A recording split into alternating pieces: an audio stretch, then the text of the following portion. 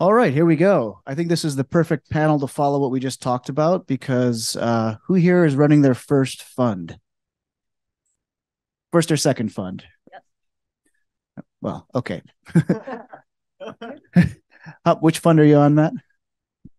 So we'll get into it in a bit, but I'm actually on Fund 5, but it's just my fourth year. So you can do the math. Brilliant. Uh, okay, cool. Well, my name is Michael. I'm actually with Mesh now, not Neptune People anymore. I'm a reformed operator. My last job was at Instacart. We saw some images of how well that IPO went. So I'm still working, but I'm here with a bunch of friends on stage and going to talk about what it's like to be a little bit different in the Japan VC industry. So why don't we just start with some introductions and maybe how you got started, and I guess we can go in the row of whatever order of whatever the slides come up. Oh, and I got the clicker. There we go. It's me. Oh, starting on that end. Yeah, I do have slides. So could you put the slides on? All right. So hi everyone. My name is Hideo. So previously I was working for this VC firm based in Japan as well as Southeast Asia called East Ventures for the past few years. So me myself, I was born in Japan, but I was raised in China. I spent more than 20 years in China. Went to a college, pursued both of my bachelor's degree as well as master's degree in a university called Tsinghua University. Later on, joining this East Ventures, and then my co-founder, he's a Chinese. He was born in, I mean, he was born in China, but he went to Waseda University. Later on, he had his venture capital. So he started his venture capital career in a corporation called Z Venture Capital. So it's under Z Holdings. So basically, just giving out some brief introductions about our fund is so we are focusing on this theme about Japan to global. So try to support these founders, like both Japanese founders with the international backgrounds, but as well as international founders in Japan. So right now we're seeing more and more international founders are coming into the country, and then for ourselves, we are trying to help them, to support them, to become the very first global decacorn out from Japan. And so that's why we refer ourselves as a Japan Scout Fund for the global investors. So we also wanted to act as this Scout Fund for these global investors. So regarding investment thesis that we have is mostly try to like leverage the Japanese assets as well as the strength that Japan has. For example, emerging global issues, or we try to tackle, for example, depopulation problems, or like some techs regarding silver tech. Beyond the internet is more like entertainment as well as like gamings and style contents. And then Japan as a brand, of course, like we think like Japanese brands are always quite strong in the global market. So in terms of that, we're also tackling these kind of sector. Regarding the investments, so the founders profile we're looking for are multicultural backgrounds, global management team, returning like ourselves, and then also domestic talents. So we ourselves, it's of course like as an investment sector, we're more like a sector agnostic funds, but try to like tackle these investment target regarding our own thesis.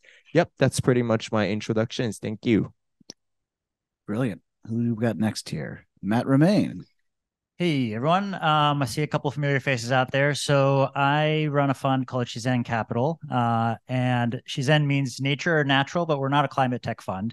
And the inspiration goes to my co-founder, Mark, who ran about $1 billion AUM fund out of France for 15 plus years. And they're waving. I guess the translator's waving. Oh, lowered my voice. Okay, sorry.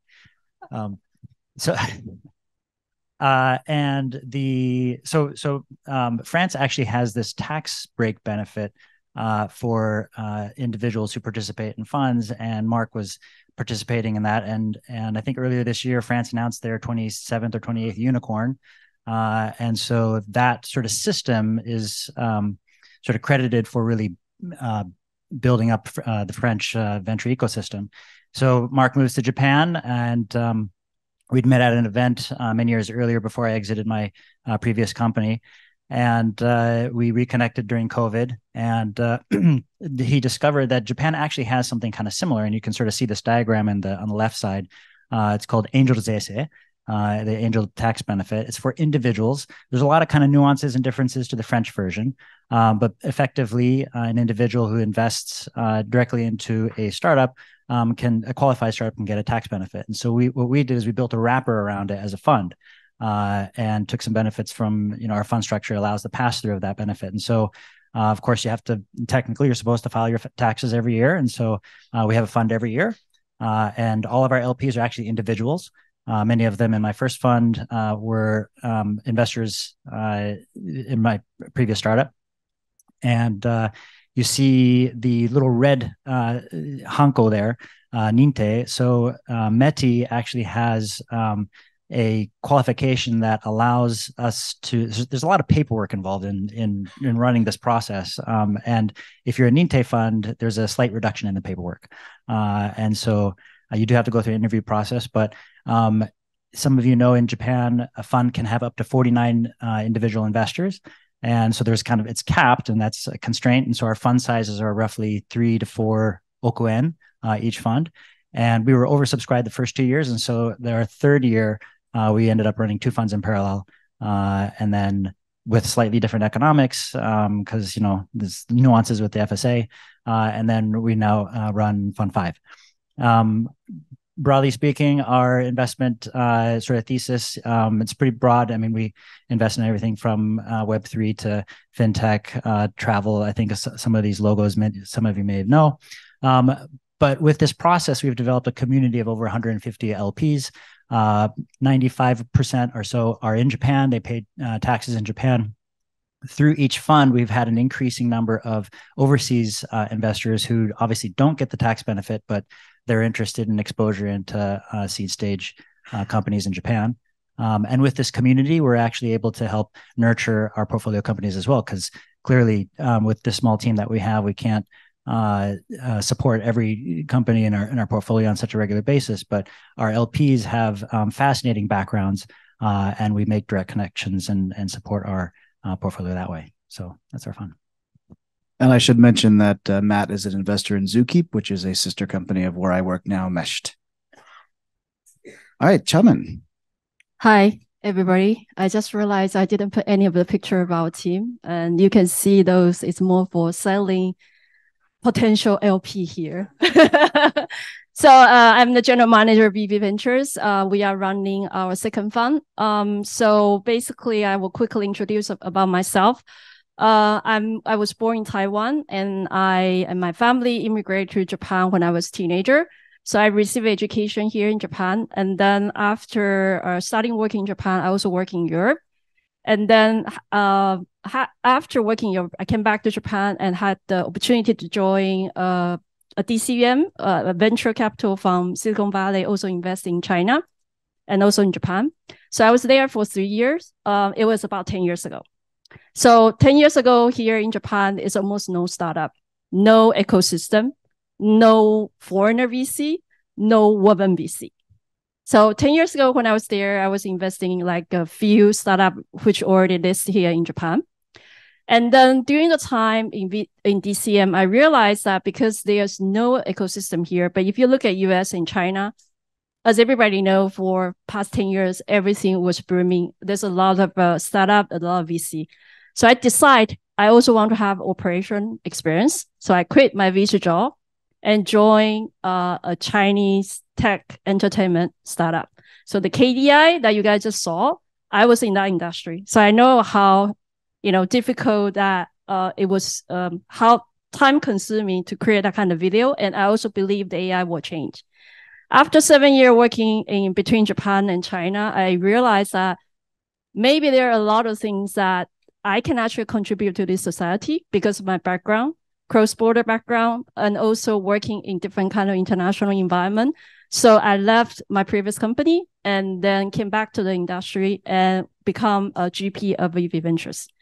In terms of our fund, I think I basically summarize 3 points. The first point is we are early stage investment with top tier DPI. The reason why I raised DPI, because I think in the morning section, Mark was saying that it's very important to have a DPI. So that's why when we design our fund 1, we are carefully making sure we do deliver DPI.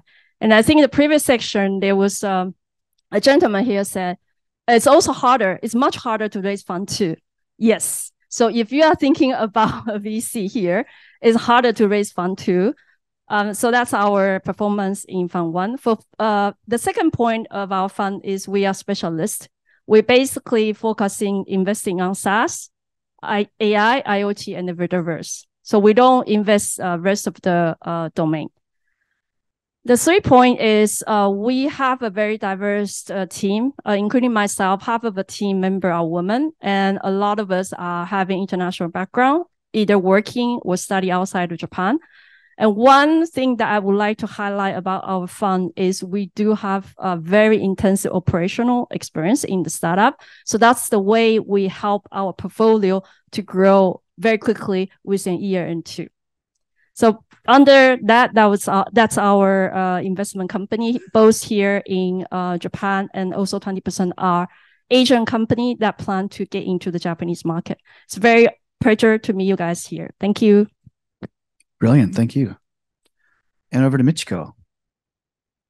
Okay. Hello. I'm Michiko. And this is my fund, EnFi. The name is after entertainment and financial. So what we want to do from this EnFi is like to bring the investment opportunities to entertainment and to grow the entertainment industry, especially in Japan. So we before going to the fund itself, let me introduce myself. So I'm Japanese, but I grew up in Hong Kong until high school, then moved to US for university. Then my first job, I wanted to come back to Japan, and what I decided chose as a company is Sony's PlayStation team. And what I did there was incubation. I was in the incubation team, and I met like Unity back in 2000s, where they were really small, and also like Epic Games as well, like they're also small too. So I know like how the game industry is supported by startup companies, but looking in Japan, there's no concept of investing in game. And overseas, there's a game VCs. So I found the gap between them. And when I decided to start the fund, I decided to do this area, game fund, because that's no one is doing it in Japan. So like I can be the only one. And yeah, originally I wanted to invest in Japan game companies, startups. But because the Japanese market is really like dominant by like established game companies, there's no room for startups in game. So I decided if the established game companies there in Japan, I'll make them as a LP of our fund and make them having the funds from Japanese game companies and bring that to the overseas game VCs. So this is why like our fund is game focused fund of funds based in Tokyo, but investing globally. And we have 2 funds. Fund 1 we launched in 2001, and because that was kind of like test case, I wanted to see whether like Japanese game companies are interested in this game VC industry. So decided to invest in Finnish game ventures, where we Japanese don't really have access there. So like it was I thought it's a good opportunity to introduce. So that was a small fund, only investing in Shizen ventures and some other startups companies overseas. And now, because that was kind of like that was actually I think now like EnFi is known because of this new concept. In gaming industry, especially. So launched the second fund that's more like investing more game funds globally targeting 5 to 7 game funds. And yeah, that's what we launched. We just finished first close last month, and we are still raising and also investing as well. So that's us. Brilliant. I've met a ton of VCs over the last 15 years in Japan, and I really do think this group is pretty different from most of the folks that I've met. What's the and it sounds like also everyone is raising or will be raising again soon. What's the opportunity for LPs specifically in Japan, or generally in Japan, and specifically with VCs like all of you, and LPs and fund of funds, I guess? All right. So first of all, I think right now in Japan, so I think most of the venture capitalists are still like pretty domestic players. And then a lot of times when we reach out to, for example, so right now we're having our first closing around December. And then it's our first time fund, investing into a pre-seed stage startups. And then I think so we met the actual like requirements for these family offices or FOF that they wanted to, for example, discover these opportunities in Japanese market. And at the same time, I think there's still like a huge information gap where we can act as both bridging between Japan as well as the global players. Because for example, me, Chiamin are both like we speak Mandarin, we speak Japanese, so we speak English. So it's capable for us to actually reach out to these potential investors who might be interested in Japanese market. Just like Chiamin talked about, like few years ago there weren't that much investors in Japan who actually spoke both bilingual VCs, but now in including even in this venue we see a lot of like bilingual VCs friends in Japanese market right now. So definitely this is a good signal for to open up the market itself, filling the gap in between Japan to global. Yeah. I will add, I think today, since the morning that you guys heard about the policy, the market, and so on. And I'm really glad that a lot of those information are in English and to be really well communicated to you guys. So I think Hideo will probably add more, but there's some fact. Japan is still the third largest country in the world in terms of economy. Second, in terms of SaaS, which is the domain I'm investing, it's actually the second largest market next to US. Yeah, and then also like regarding, for example, if you're seeing consumer side, right? Everybody are talking about ARPU, right? So ARPU, Japan's actually having the highest ARPU among the world. For example, in the States, it's ARPU is around $4 per downloads, and then for example in China it's $3 per downloads, but in Japan it's $12 per download. So definitely, I think Japan is definitely it's a huge market, right? First of all, and then second of all, I think in terms of so it's I won't say it's easier, but I think there's a huge market where actually startup can monetize within the market.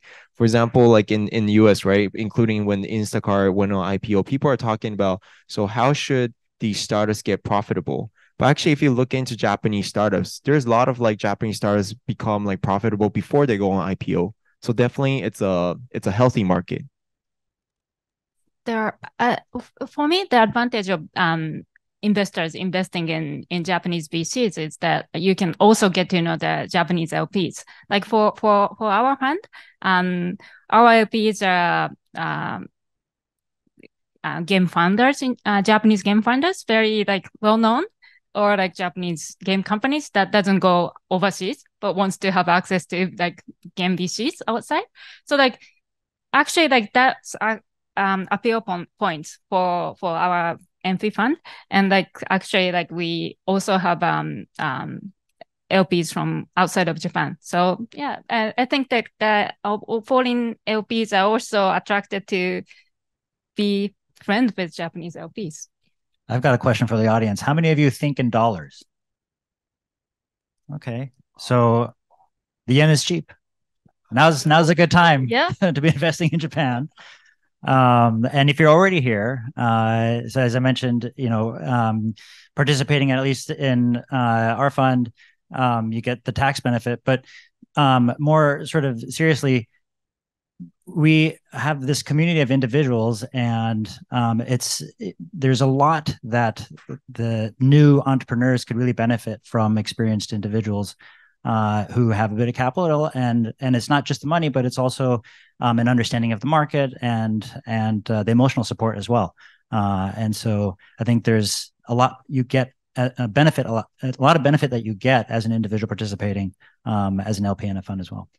I think since you are raising money for individuals, and we both Hideo and I, we probably raise from family office as well as an institutional investor. So because I started to talk overseas, like institutional investors, I actually dig in the research in terms of return. Because if you are, if you have large amount, asset that you need to consider your portfolio. So a lot of people will think that the performance in the Japan and VC is not as good as US or China. The fact is, it's not true. So for example, our fund one, our DPI, if I compare the US, our DPI is probably similar to the top tier VC. So what does that mean? It means it's less competitive here in Japan. As I think you'll hear in the morning. That's one. And I think that was another point I was trying to say. Yeah, I will come back. So please, guys, jump in. But yeah, another, I think, so the challenge in Japan is what Dave had mentioned in previously, right? So it's lack of risk capitals towards the emerging managers, although we're having a great DPI as Dave mentioned. So it's less competitive, like if you compare to Asian market itself. Because me myself, I spent 20 years in China and spent like few years in Southeast Asian funds. So what's going on in Japan right now is that you have the founders, you have the great market. It's less competitive if you compare to other nations, but definitely you don't have that much risk capitals that's going to emerging managers. So that's one of the reasons why these emerging managers doesn't go independent, doesn't set up their own funds, right? So, but thanks to, like, for example, Incubate Fund, Honma-san, and then there is several EMP funds, emerging manager program, but actually they're targeting the third fund, right? Not to the first time fund. So I think that's the main issues. For example, regarding our funds, so right now, I think close to 50% are independents, right? In individuals who give us the, for example, small ticket. But after that, it's all of them are, for example, some corporation might be interested in first time fund, but then others are like family offices. Yeah. Building on that, then one thing that Dave has been singing from the rooftops today and for the time that I've known him is that in order for the startup market to grow here, which is important given the size of the economy and where it's at now, we need more VCs, right? So what's the opportunity as a VC for someone setting up a fund, and how would you encourage others? There may be folks in the room who are thinking about it as well. So I think there's a lot of let's see, like the tooling, for example, the friction that may have existed 10 years ago doesn't exist. It's a lot smoother now. You have activities from even on the regulation side encouraging more funds. So, for example, there's discourse around being able to launch a fund in Japan just in English, documentation all in English, for example. There's even templated, docs that the government provides that you can use as a starting point. And then the tooling, earlier there was a conversation about tracking your pipeline. You don't have to use, Excel as much anymore. And there's more just sort of community engagement and involvement, a lot of networking opportunities and events such as this one. This whole week has just been, every day is an interesting event going on, actually. And so there's definitely, a lot of tailwinds from the government and just the community itself that's very encouraging for anyone who's interested in launching a fund. Yeah, I would say since today there's a lot of people coming from government, but I'm not really sure what I'm going to say here is appropriate. But I actually would say that I think it's great that we do a lot of bridging between Japan and overseas. And like Andrew came, and this week there's a lot of overseas VC. But I do hope government will trust more the local emerging GPs.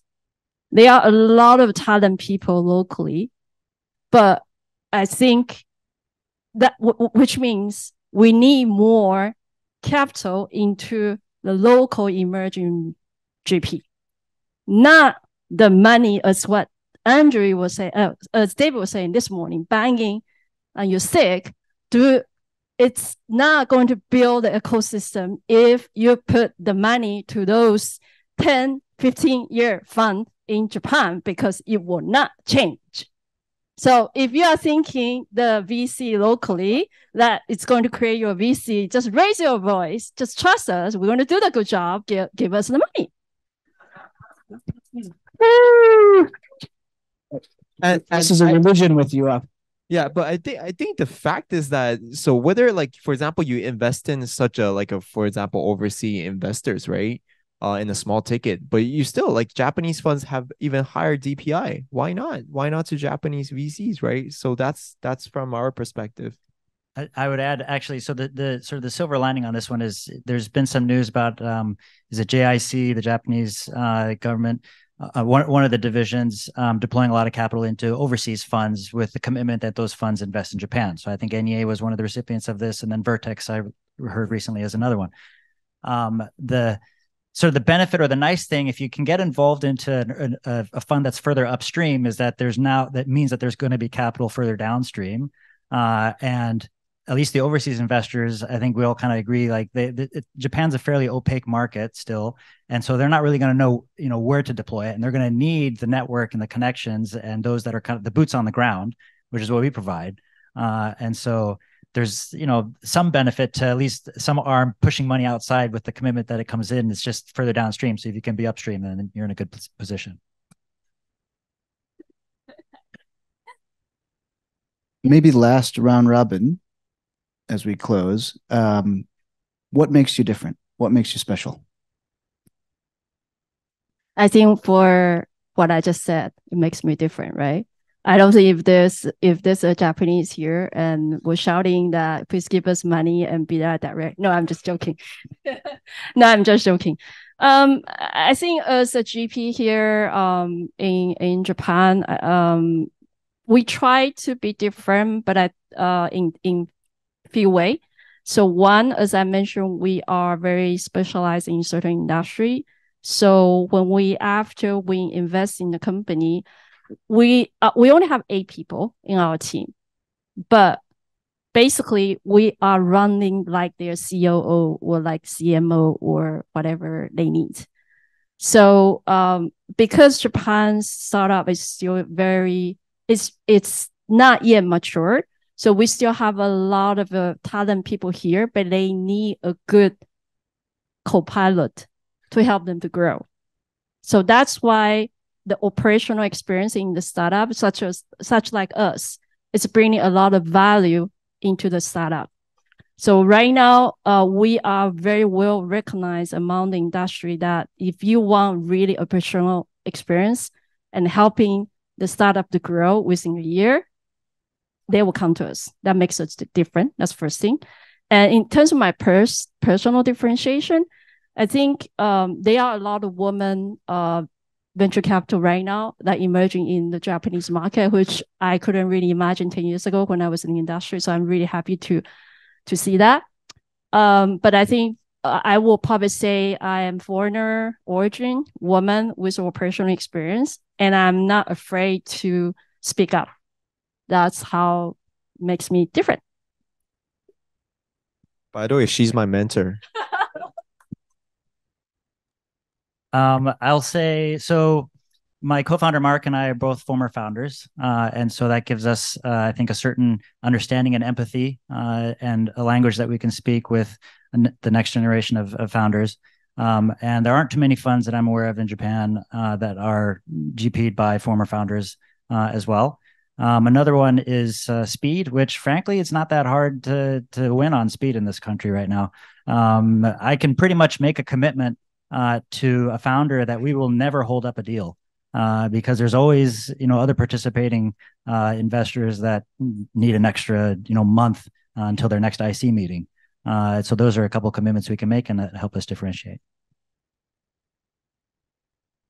Young, I say.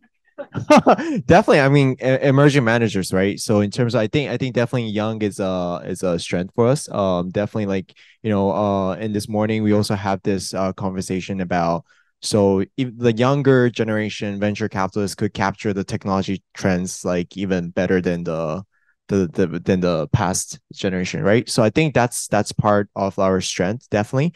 I think another strength is that so right now actually we're sort of like, I mean, also Matt is looking out for like international founders in Japan, right? So in terms of that, I think right now there's a huge trend, right? Also Ben Horowitz, like he mentioned in the yesterday's conference, that's saying so Japan is actually becoming a nation where all of like Asian founders would like to move to and then found their companies in Japan, because since got the backup by the government itself, and then also there's a lot of like risk capitals are actually having access to Japan, like what happened in Korea for the past decade, right? So in terms of that, we're seeing more opportunities in the market, and then we are also tackling with the young founders in Japan, but having international backgrounds, also international founders who are willing to start up their companies in Japan. So I think we're in the same generation as the founder is. So we are. So I think our strength, another strength, is that we could have this earliest this contact with these founders by the community that we're building up. Also, we have some our friends who are building up the community with us together, and then so yeah, I think that's our strength. And Michiko, you get the last word. Okay.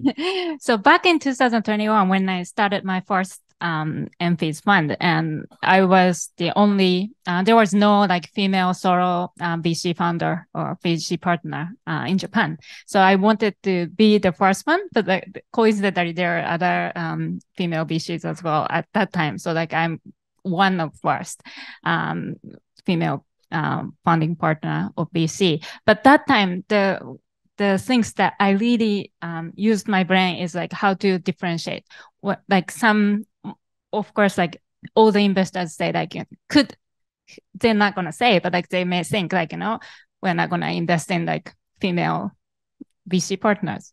So I decided to make our fund really different from others. So our fund is like game focused fund of funds and overseas investment. So these are three strengths or three differentiation of our funds. And yeah, now like the first fund, we mainly raise funds from game industry. But now we also have interest from like normal general investors as well. So yes, fund EnFi.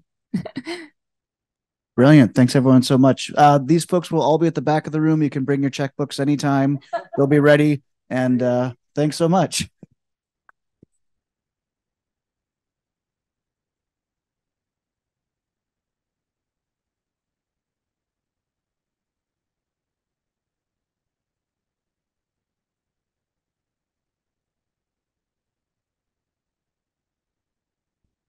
Okay, that was a little bit different from